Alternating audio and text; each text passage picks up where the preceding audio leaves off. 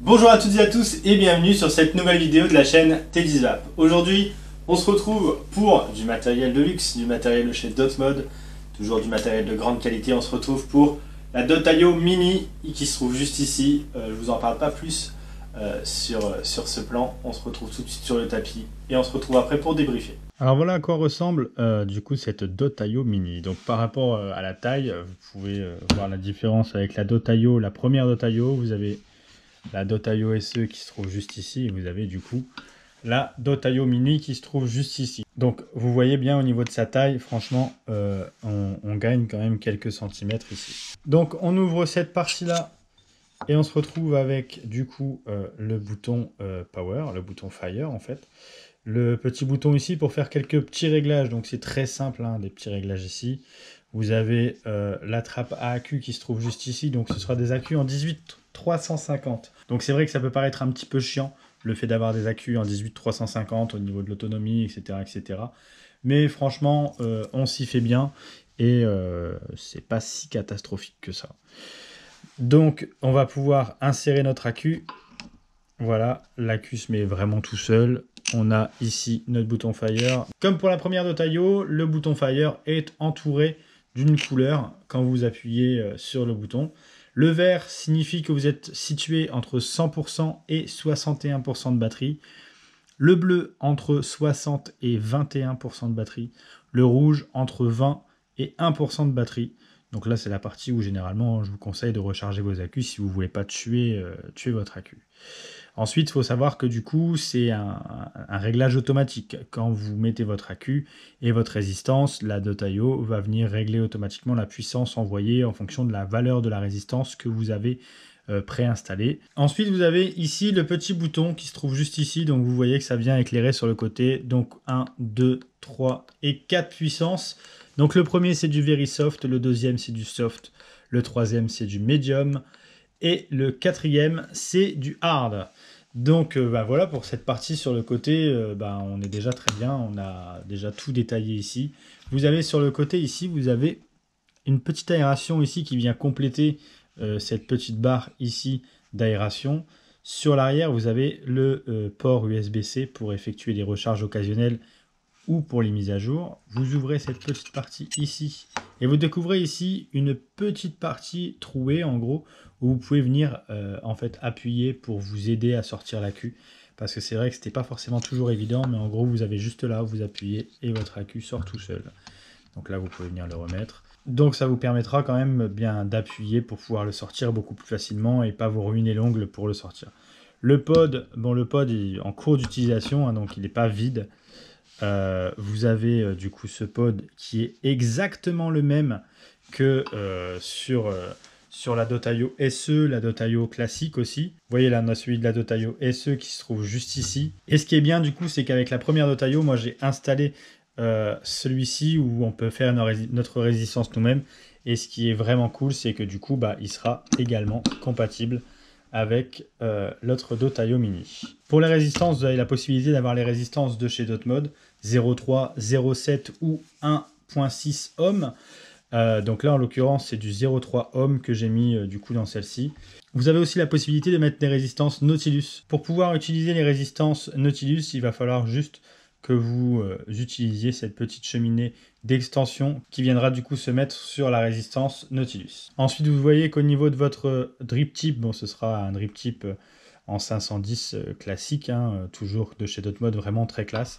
Et donc, vous avez votre drip tip aussi pour du MTL. Donc, pour le remplissage, vous avez simplement à ouvrir cette petite partie ici. Vous venez mettre, donc je vais faire le petit complément ici, vous venez mettre votre liquide, vous remplissez par ici, et pour remplacer la résistance, il vous suffira du coup de tirer ici, venir dévisser, changer la résistance, la revisser et ensuite la réinsérer dans votre pod. Ça ne se fixe pas du coup sur la partie plastique, hein, ça vient juste se clipser et ça tient grâce aux 2 joints qui sont juste ici. Important de savoir aussi que du coup la contenance de ce petit réservoir plastique c'est 2,7 ml. Donc ça c'est vraiment intéressant, donc sachez aussi que vous n'allez pas avoir une très grosse consommation de liquide avec ça. Alors si vous appuyez, restez appuyé du coup sur ce bouton, ça vient s'allumer en jaune et ça clignote autour. Bon, ça veut tout simplement dire que vous avez désactivé la protection contre le dry burn. Donc en fait, si vous l'activez, donc là par exemple on va le réactiver, ça vient à s'allumer en vert tout autour. Donc en gros, quand votre résistance ne sera plus assez imbibée ou que le liquide ne sera plus suffisamment haut, ça viendra tout simplement à se couper et à clignoter ici du coup pour vous indiquer qu'il faut remettre du liquide. Donc ça vous permet aussi d'économiser vos résistances. Donc voilà, écoutez, je pense que c'est tout ce que je peux vous dire sur cette Dotaio Mini. Donc on se retrouve tout de suite sur le plan large pour vous dire ce que j'en ai pensé. Alors voilà la petite Dotaio Mini que vous avez juste ici. Donc vous voyez par rapport à la taille d'une main, c'est vraiment tout petit. Quand on voit par rapport à ces 2 sœurs, qui juste la Dotaio, la toute première qui est juste ici, et la Dotaio SE qui fait exactement la même taille que la première, du coup que vous trouvez juste là. Donc le point positif de ce petit pod, enfin c'est considéré comme un pod à cette taille-là, mais ça a une bonne puissance quand même de vape, c'est la maniabilité. Il y a quelque chose qui dit que ce n'est pas du luxe si ce n'est pas confortable, chose qui est vraie. On a beaucoup de produits luxueux qui ne sont pas du tout confortables, et là en l'occurrence, Dotmod a créé quelque chose de très très luxueux, vraiment les finitions toujours à la Dotmod, vraiment extraordinaire, et on se retrouve avec une petite box vraiment confortable, une prise en main parfaite, vraiment vous avez les arrivées d'air qui sont juste ici, une arrivée d'air qui est juste là, et pour la vape c'est tout simple, hein, vraiment on va voir tout de suite ce que ça donne, et vraiment vous allez voir que c'est plutôt cool.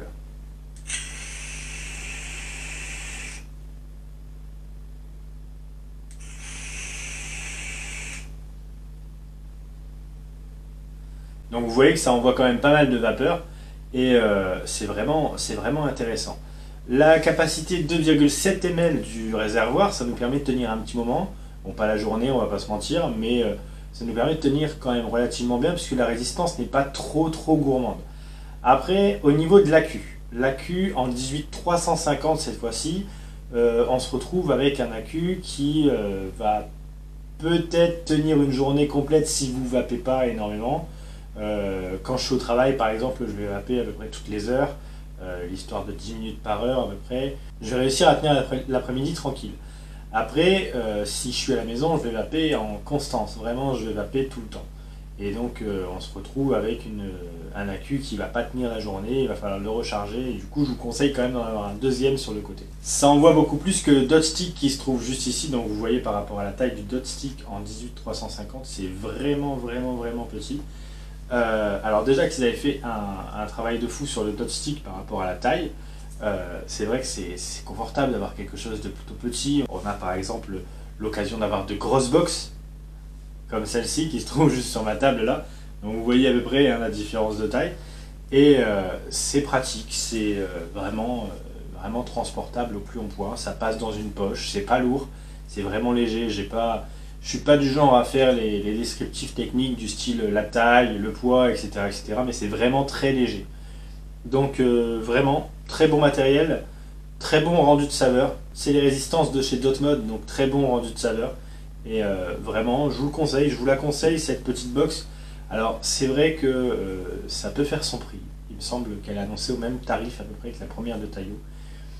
Mais c'est Dotmod, c'est du luxe, c'est du produit qui est garanti à vie.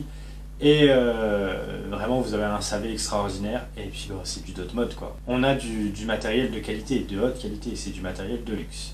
Donc n'hésitez pas à aller vous procurer cette petite box qui est vraiment sympathique. Vous avez vu qu'il y a plusieurs paramétrages, vous avez vu qu'il y a les 4 fonctions, very soft, soft, medium et hard. Vous avez la protection pour votre résistance, ça c'est vraiment pas négligeable parce que c'est vraiment important. On va dire qu'on a quand même l'opportunité de voir l'arrivée de liquide qui se trouve juste ici, hein, donc on voit à peu près le liquide qui nous reste, mais on n'est pas à l'abri de se louper, et donc du coup c'est vrai que ce serait quand même con de devoir changer sa résistance parce qu'on a oublié de recharger en liquide. Et donc du coup cette petite protection n'est pas négligeable non plus. Donc n'hésitez pas à aller vous procurer cette petite box, cette Dotaio Mini. En attendant, nous on se dit à bientôt pour une prochaine vidéo. D'ici là, portez-vous bien et une bonne vape à tous.